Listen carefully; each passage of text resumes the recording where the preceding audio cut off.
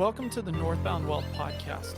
All opinions expressed by me, my co-hosts, or my guests are solely our own opinions and do not reflect the opinions of Northbound Wealth Management, LLC.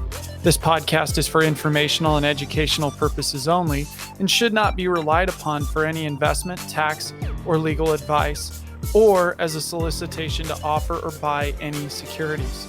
Clients of Northbound Wealth Management, LLC may maintain positions in the securities discussed in this podcast.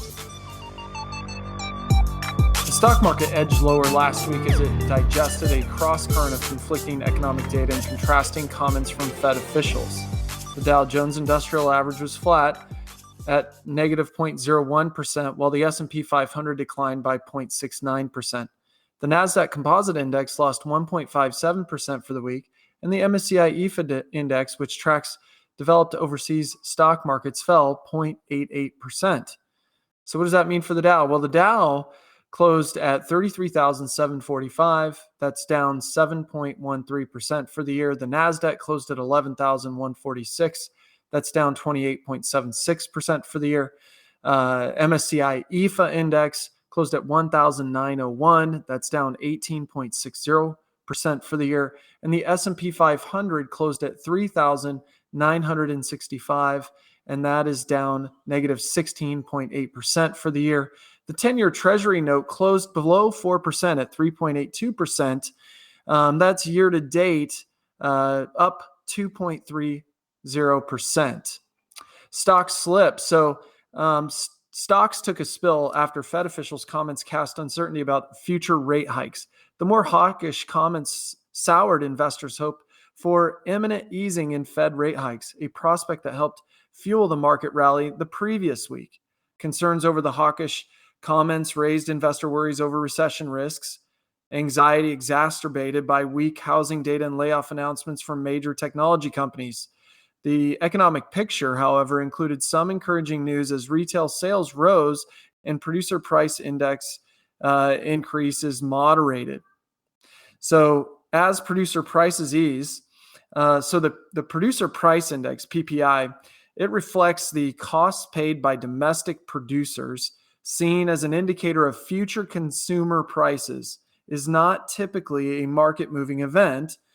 That was not the case last week. October's PPI rose a modest 0.2%, well below the 0.4% consensus estimate. The year-over-year increase moderated to 8% compared to 8.4% in September and the peak of 11.7% in March. The eye-catching element may have been the 0.1% service decline, representing the first decline since November 2020. Excluding food and energy, the PPI was flat for the month and up 6.7% from a year ago. This week, economic data. Wednesday, durable goods orders, jobless claims, purchasing managers index or PMI composite, new home sales, consumer sentiment, the FOMC minutes. This week, companies reporting earnings, Dell Technologies on Monday, Zoom Video Communications. Tuesday, Best Buy, Dollar Tree, Autodesk, Analog Devices. Wednesday, Deere and Company or John Deere. And this week's tax tip, what to know about non-employee compensation. If you hired an independent contractor for your business, you are generally not responsible for withholding income taxes, Social Security, or Medicare taxes from their compensation. However, by law, business taxpayers who pay non-employee compensation of $600 or more must report these payments to the IRS. You can report these payments using the Form 1099 NEC, or non-employee compensation. Generally, Form 1099 NEC is due by January 31st. The compensation you report is subject to backup withholding if your business has not provided a tax identification number to the payer or the TIN doesn't match. It's important to be aware of this rule regarding non-employee comp because employees and contractors are taxed differently. But you need to note if your payment exceeds the $600 limit. And again, this information is not intended to be a substitute for specific individualized tax advice. We suggest that you discuss your specific tax issues with a qualified tax professional. And this is a fun little tidbit. How to use coffee grounds in your garden. Not only does coffee give us the caffeine we need to power through the day, but it also gives your garden the boost it needs to grow and thrive. Coffee grounds can improve your soil, deter pests, and give your plants the necessary nutrients. To add coffee grounds to your garden, you can add them to your existing compost material or directly to the soil itself. Coffee grounds are, quote, green and, quote, composite materials that are high or rich in nitrogen. Because of this, ensure you balance your compost with brown materials such as newspaper, cardboard, or dead plant material. If you add the grounds directly to the soil, sprinkle them evenly rather than dump them in piles so they can expel nitrogen into the soil. And this tip was adapted from the spruce, so check them out. All right, on to the next segment. So as promised, I would do a quick follow-up on the FTX collapse. And here we go. I just want to also say, boy, has a lot come out about this, and only more is going to keep coming out. So it's worth following if you're interested in a mega drama saga and financial collapse that I don't think our industry or the financial services industry or our world has really ever seen before. So it's pretty fascinating to watch. This was an article released on November 17th. And basically, here's how we go with this. There's multiple articles about it I've posted on social media, CNBC, and a lot of the big wires are picking up this story. But it's the guy who oversaw Enron's liquidation says FTX collapse is worse. One of the company's auditors boasted that it was the first CPA firm to open in a metaverse headquarters. Veteran bankruptcy pro John L. Ray III, the newly appointed FTX CEO, taking over for Sam Bankman-Fried, or what's now known as SBF, just so you know, said that the collapsed crypto exchange was the worst corporate failure he's ever witnessed, and he oversaw the liquidation of Enron. Here's some of what Ray wrote in an absolutely bonkers bankruptcy filing yesterday. He said, quote, "I have over 40 years of legal and restructuring experience. I have been the chief restructuring officer or chief executive officer in several of the largest corporate failures in history. I have supervised situations involving allegations of criminal activity and malfeasance," referring to Enron. And then he goes on to say, nearly every situation in which I've been involved has been characterized by defects of some sort in internal controls, regulatory compliance, human resources, and systems integrity. Never in my career have I seen such a complete failure of corporate controls and such a complete absence of trustworthy financial information as what had occurred here. So why such a dumpster fire? Well, how long do you have? Here are just a few examples of the chaos and mismanagement that went on at FTX, as described by Ray. Number one, lack of spending controls. FTX employees submitted payment requests through a chat platform, which were approved with personalized emojis. Some corporate funds were used to buy homes and personal items for employees and advisors, according to Ray. Number two, non-existent records.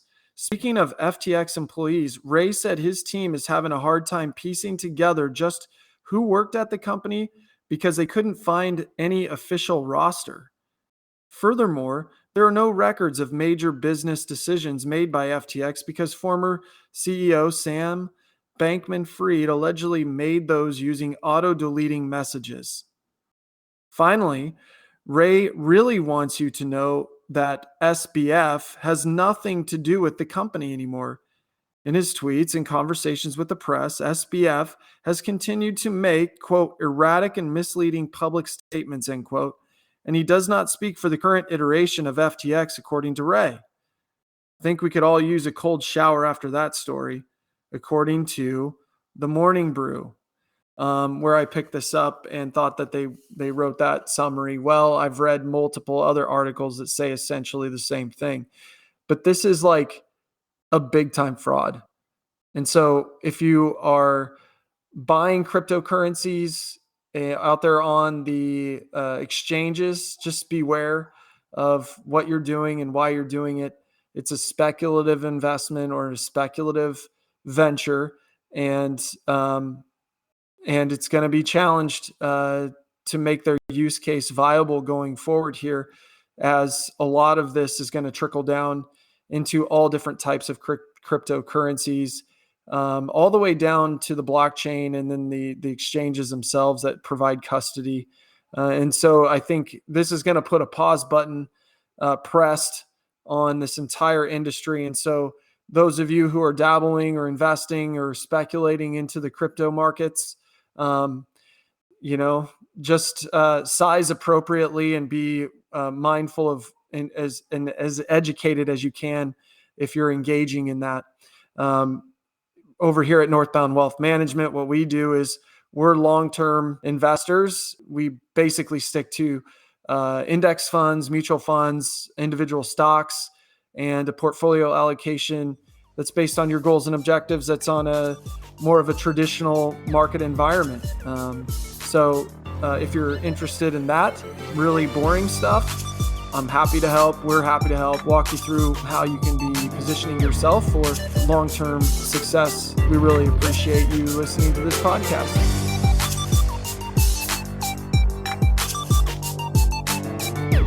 Managing God's Money, a Biblical Guide by Randy Alcorn.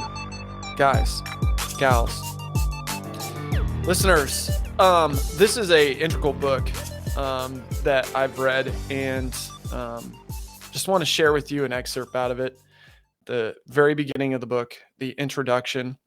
I believe that you will find it valuable, and if it is something that you're interested in, please go out. Do not hesitate and pick up this book, read it, and you'll find a lot of freedom in it and a lot of great things to apply to your financial life. So Randy Alcorn does a fantastic job here. Here's the intro. Our perspective on money and possessions and how we handle them lies at the very heart of Christian life. Does that sound like an overstatement? It's not. The Bible emphatically demonstrates how we view our money and possessions as the utmost of importance. What we do with them will influence eternity. The title of this book, Managing God's Money, is not some cute figurative expression. It's a precise depiction of what the Bible says we are, God's money managers. Jesus told his disciples, there was a rich man whose manager was accused of wasting his possessions. So he called him in and asked him, what is this I hear about you? Give an account of your management, because you cannot be a manager any longer. That was in Luke 16, 1-2 in the NIV. This parable, like other stewardship parables, shows that God, who is infinitely rich and owns all things, has assigned to human beings management responsibilities over his assets. We can manage his money and possessions well, or, as in the case of this man, poorly. One day we will stand before God and give an account of how we have managed what belongs to him. Have we taken good care of it, using it wisely for the purposes he approves of, or have we misused or wasted it? Now, it might seem unfair that we won't formally answer to God for our work as his asset managers until our lives here are done and it's too late to implement changes based on his performance review. But it's not unfair. Why? Because God has recorded in the Bible everything we need to know about his investment priorities, his high standards of management, and the rewards he offers his faithful stewards. God's word is his kingdom manifesto, his investment manual, and his code of business ethics. When we stand before him at the end of our lives, suppose we say, but God, you didn't tell me this all belonged to you. You didn't say that it was my job to do with it what you wanted me to do. You never told me how to conduct my business, and you never made it clear which investments you considered important. He would only need to lift up the Bible and reply, yes, I did. You simply didn't pay attention. That's why the pages of Managing God's Money contain a great deal of scripture. God's words are far more valuable than anything I have to say, because he is, after all, the creator and owner of the universe. He promises that my word shall not return to me empty, but it shall accomplish that which I purpose and shall succeed in the thing for which it was sent. So God does not make that promise about your words or my words or the words of any investment guru, but only about his word. This book won't tell you how to achieve your financial goals, but it will provide the light in which your financial goals should be formulated. That's why the central focus of the book is not insurance, but assurance, not securities, but security, not trusts, but trust, not principle, but principles, not real estate, but real estate. You will not find any net worth calculations, which we easily mistake for self-worth calculations, but you will see how God measures your life's worth. You won't find advice about tax shelters, IRA contributions, or choosing between term and whole life insurance. There is a place for such things, but only after a close look at what God has to say about money. That is the purpose of this book. So where are we headed in managing God's money? Turn back and look through the table of contents, and you'll see not only section and chapter titles, but also headings within chapters. These will give you a clear picture of the book's contents. You may skip forward to a chapter of particular interest, say on eternal rewards, tithing, lifestyle, debt, or retirement, but keep in mind that much of the biblical foundation for how to approach those areas has been laid earlier in the book. Every section and chapter builds on previous ones, and whether you go through this as an individual or as a group, you'll experience the greatest benefit if you read it sequentially. When we see money as a toy to play with instead of a tool to impact eternity, our vision becomes short-sighted and unfocused. As a result, our financial decisions and lifestyles become equally short-sighted and unfocused. Instead of acting like God's money managers, we live foolishly and wastefully, taking our cues not from the owner, but from the world around us, which neither knows nor cares about what God wants us to do with money. We need to learn to think and live differently. As Martin Luther put it, there are 3 conversations necessary in the Christian life: the conversion of the heart, the mind, and the purse. We were made for a person and a place. Jesus is the person and heaven is the place. Letting the eternal perspective pervade our lives, including our view of what it means to be God's money managers, will unlock the door to an exhilarating Christian discipleship where following Christ is not a comforting yet meaningless cliche about an electrifying, life-changing reality. So there you go. And it dives into money and possessions. So whether you're a follower of Christ or a believer or not, it doesn't matter, because a lot of the biblical principles that are talked about in the book and in the Bible actually are very sound principles and make sense even if you don't believe in Jesus or Christ or a Christian, or maybe you're an atheist, or maybe you're a part of another faith-based group, maybe Hindu or Buddhist or whatever. There's universal principles that can be applied, pulling from the foundation elements of the Bible and Christian perspectives on finance. Hopefully you enjoyed it and you pick up the book. It's been out for a long time, and I just wanted to give you guys one other great resource that you can apply to your life.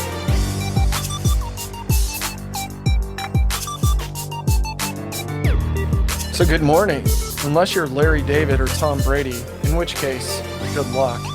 Those 2 plus 9 more celebrities who endorsed crypto Titanic, FTX, were named in a proposed class action lawsuit filed late Tuesday by an account holder.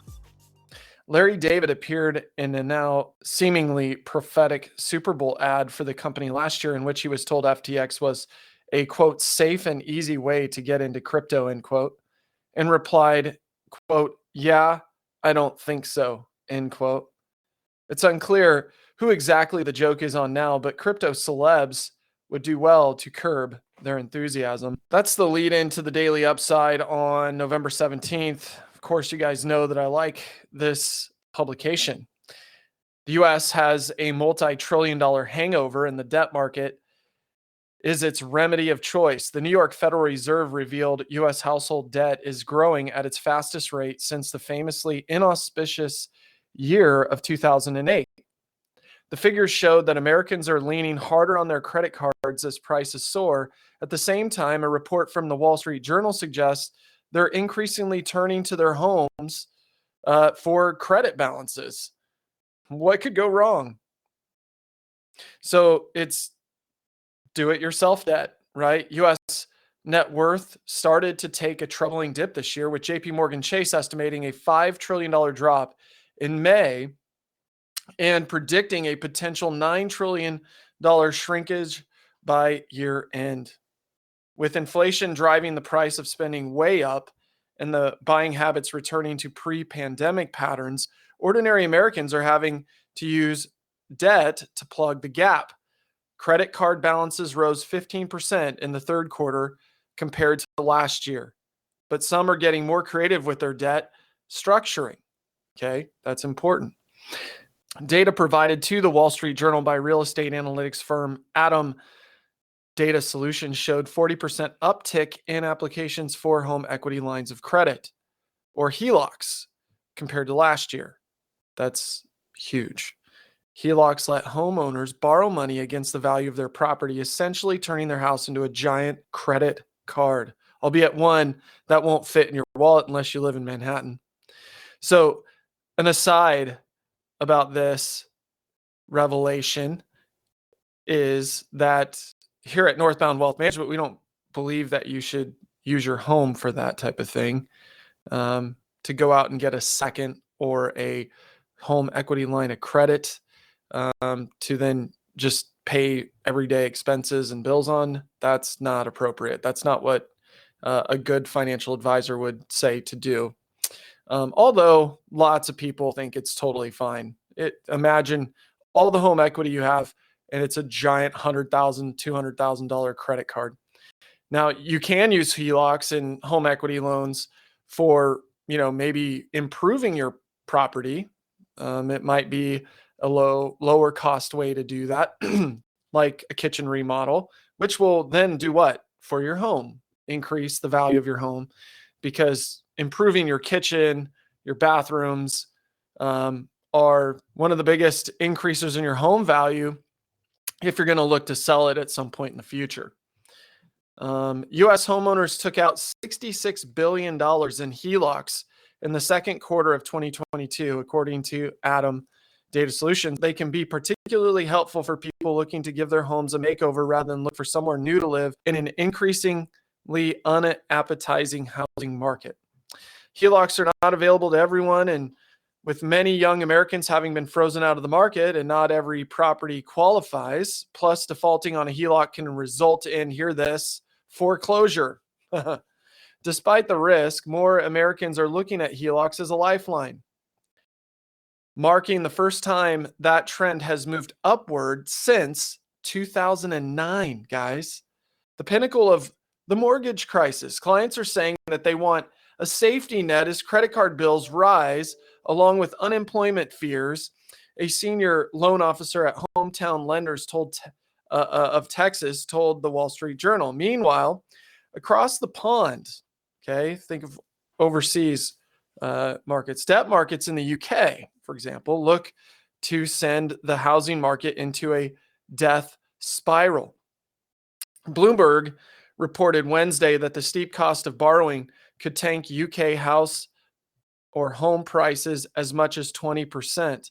With inflation outpacing wage increases, unemployment rates creeping upwards, and shorter mortgage durations than the US, banks, including Goldman Sachs, are predicting a greater risk of mortgage delinquency in the UK than elsewhere.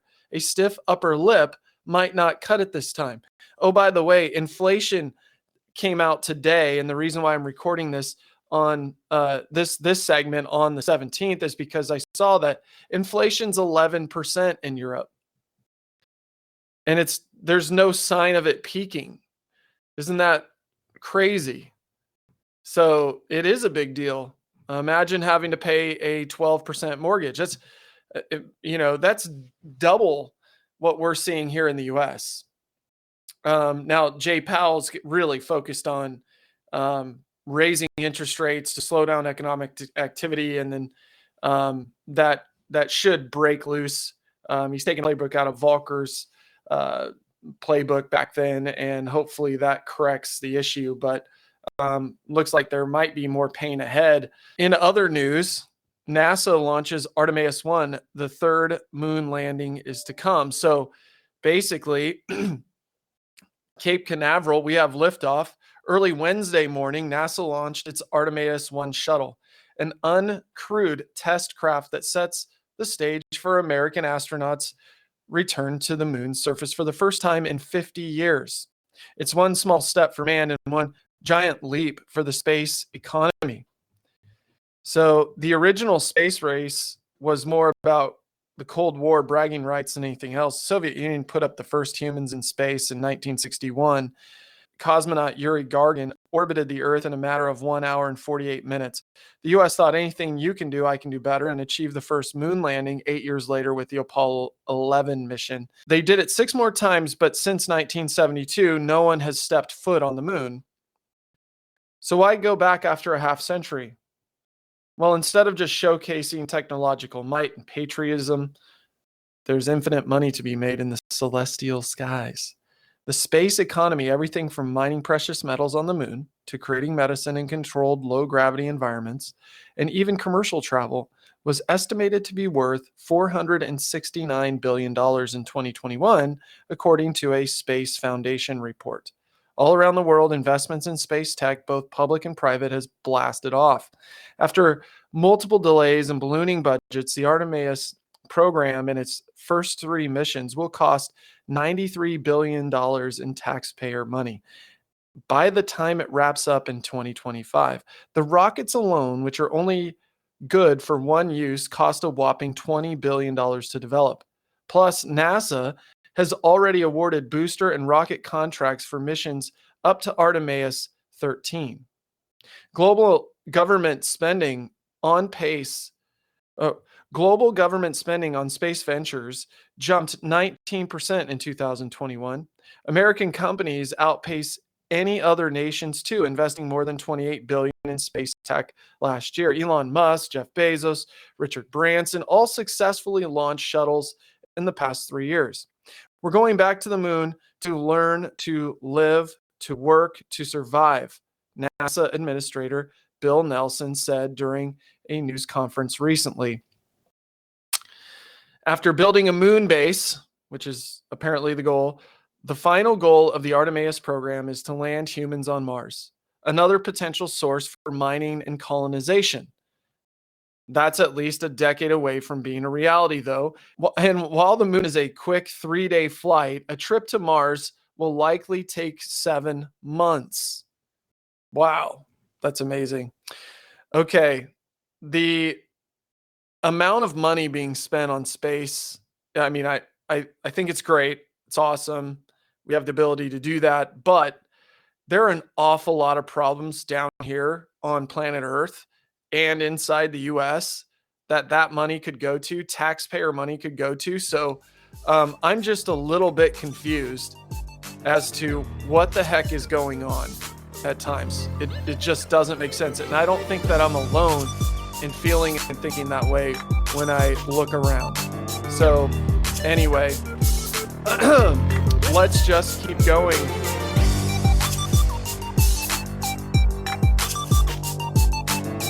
Sent out an email last week and it's called Retirement Insights for November 2022. This news and information is for current and future retirees. It starts out with a quote: "The great thing about getting older is that you get a chance to tell people in your life who matter what they mean to you."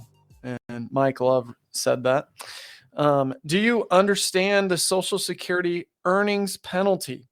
If you keep working or return to work after receiving Social Security benefits, your benefits may seem reduced if your annual income exceeds a certain threshold. This phenomenon is known as the Social Security earnings penalty. The earnings penalty can potentially affect you if you are younger than Social Security's full retirement age, or FRA for short, which it ranges between 66 and 67 years old for baby boomers.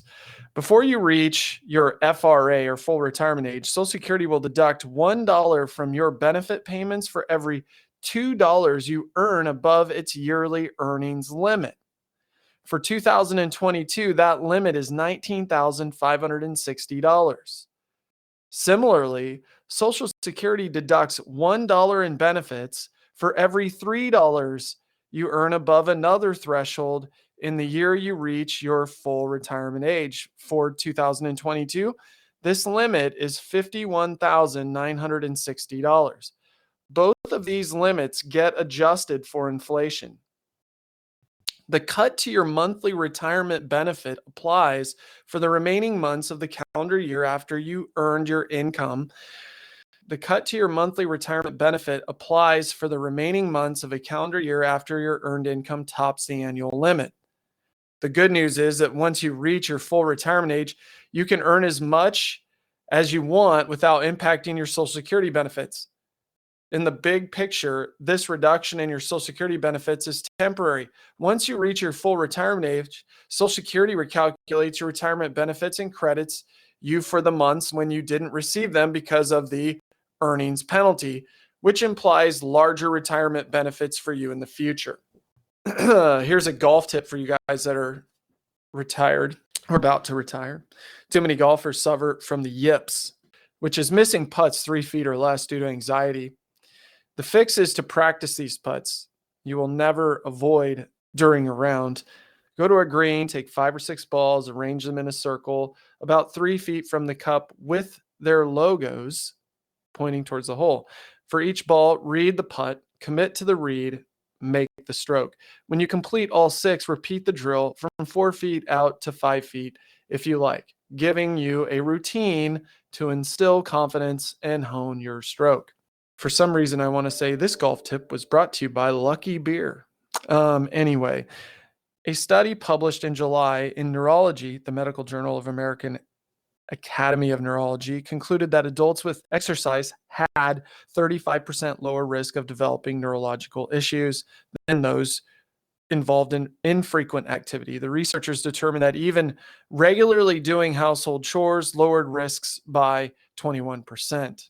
They asked questions of more than 500,000 members of the United Kingdom's biobank, where individuals can record their genetic and health information. Biobank followed these individuals for approximately 11 years for the study.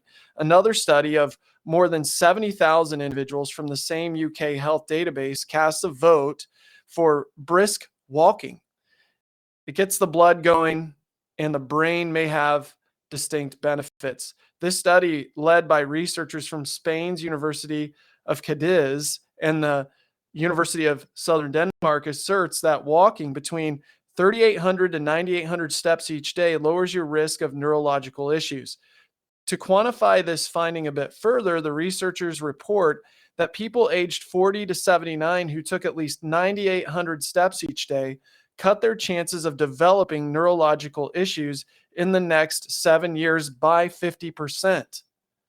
On the bright side, the Senior Citizens League, an advocacy group for elder Americans, presents a forecast of next year's Social Security cost of living adjustment, or COLA, each fall based on data from the Consumer Price Index. Late in the third quarter, the SCL saw Social Security retirement benefits getting their largest COLA since 1981, and that's an 8.7% boost for 2023.